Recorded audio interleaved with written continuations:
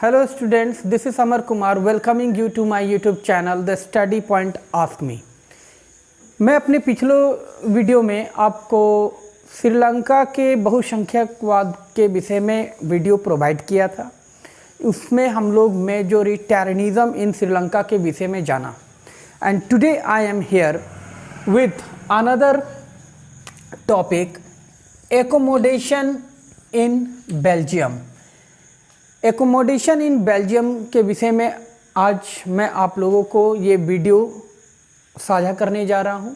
मैं उम्मीद करता हूँ कि आपको मेरे लास्ट वीडियो जो मैंने मेजोरिटेरियनिज्म के विषय में दिया था वो आपको पसंद आया होगा। और मैं ये उम्मीद करता हूँ स्टूडेंट्स कि आप लोग मेरे वीडियोस को प्रॉपरली वॉच कर रहे हैं। जो भी कंटेंट्स मैं यहाँ पर दे रहा हूँ उन कंटेंट्स को आप प्रॉपरली जो है वो अपने नोट कॉपी में नोट भी कर रहे होंगे। And today I am here with another topic, accommodation in Belgium.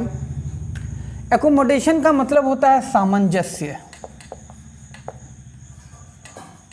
यानी कि हम लोग देखेंगे कि किस तरह से बेल्जियम में सामंजस्य को स्थापित किया गया है ना। एक ऐसे एक्टिविटीज़ क्रिएट किए गए जिससे कोई दो अलग अलग कम्युनिटीज़ के बीच में किसी तरह का कोई मनमुटाव ना हो, जैसा हमने श्रीलंका के केसेस में देखें।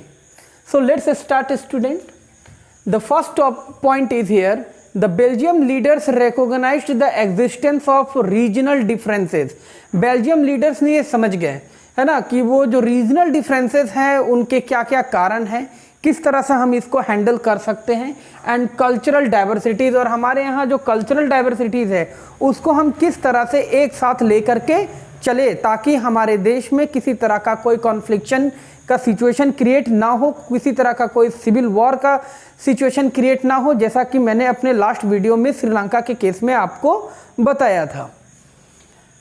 Amended the constitution 4 times between 1970 से लेकर के 1993 के मध्य में बेल्जियम ने क्या किया कि 4 बार अपने संविधान में बदलाव किए। So as it to work out as arrangement that would be more equitable. ये बदलाव इसलिए किए गए ताकि वो अरेंजमेंट जो इन कम्युनिटीज़ के बीच में किसी तरह का कॉन्फ्लिक्शन का जो कोई चांसेस हैं उसको लेस किया जा सके, है ना, उसको इक्विटेबल में ला सके दोनों कम्युनिटीज़ को।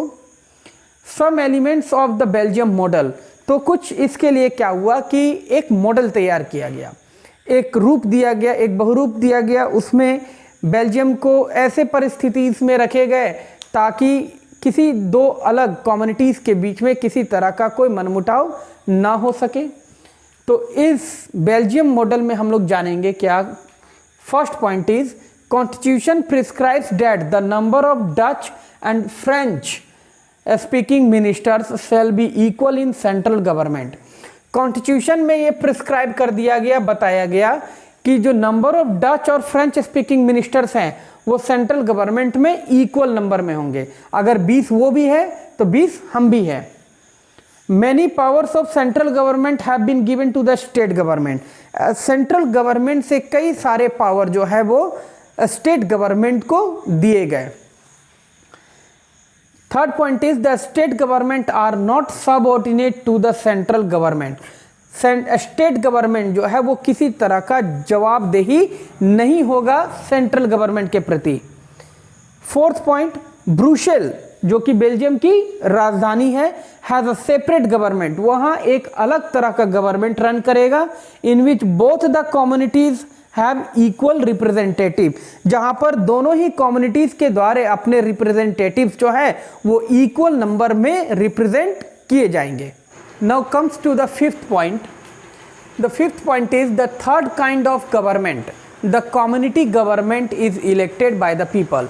अब एक तीसरा तरह का गवर्नमेंट, द कम्युनिटी गवर्नमेंट जो है वो लोगों के द्वारा इलेक्ट किया गया, belonging to one language community, जो एक लैंग्वेज कम्युनिटीज़ को रिप्रेजेंट करेगी, चाहे वो डच हो, फ्रेंच हो and German speaking. Thus, this model helped in avoiding the civic strife between the two major communities strive का मतलब यहाँ पर लिख सकते हैं संघर्ष। स्ट्राइव मीन्स संघर्ष।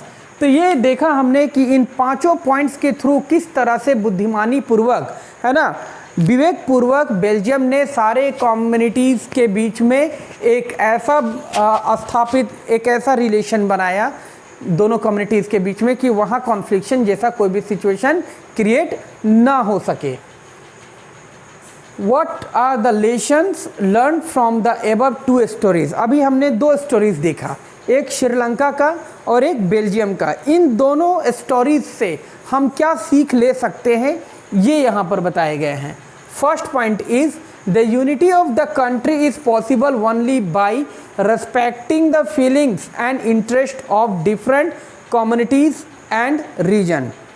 कह रहा है कि किसी भी देश की यूनिटी तभी संभव हो सकती है, उसमें एकता तभी लाया जा सकता है जब उन दोनों के फीलिंग्स को, उन दोनों के इंटरेस्ट को, है ना, रेस्पेक्ट दिया जा सके।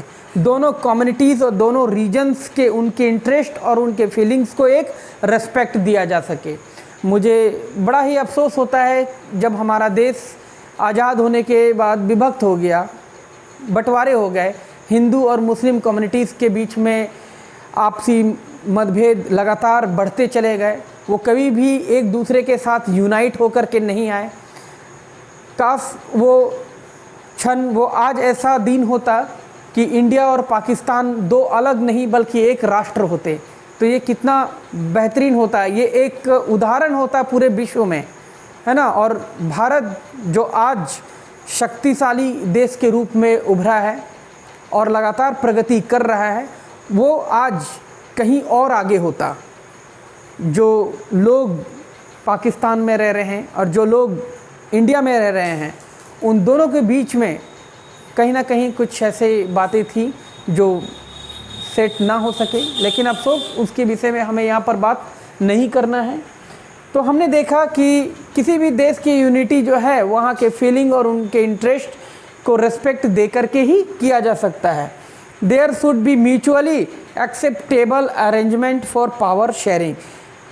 दोनों कम्युनिटीज़ के बीच में, है ना, एक्सेप्टेबल यानी कि माननीय, है ना, कि हम आपको रेस्पेक्ट कर रहे हैं, आप हमें रेस्पेक्ट कर रहे हैं। कुछ ऐसे पॉइंट्स हैं जो आपके द्वारा भी मान्य हो और मेरे द्वारा भी मान्य हो, तो ऐसे अरेंजमेंट किया जाना ज़रूरी है पावर शेयरिंग के थ्रू, तभी जाकर के कोई एक राष्ट्र जो है वो सफल हो सकता है। So this is what I taught you in this today's topic the accommodation of Belgium। इसमें हमने देखा कि किस तरह से बुद्धिमानी पूर्वक बेल्जियम जो है वो अपने देश में कॉन्फ्लिक्शंस को नहीं होने दिए, दोनों कम्युनिटीज़ के बीच के संघर्ष को, है ना, आपस में जोड़े रखा, दोनों को डिवाइड नहीं होने दिया। जैसा कि हमने श्रीलंका में देखा, वहाँ दोनों कम्युनिटीज़ के बीच में कहीं भी, है ना, एक साथ एक पैरेलल वे में वो नहीं चल सके, जिसके वजह से वहाँ पर सिविल वॉर जैसे स्थिति देखने को मिला। हजारों लाखों की संख्या में लोग मर गए। लेकिन यहाँ इस कंडीशन में, बेल्जियम के कंडीशन में ऐसा नहीं हुआ।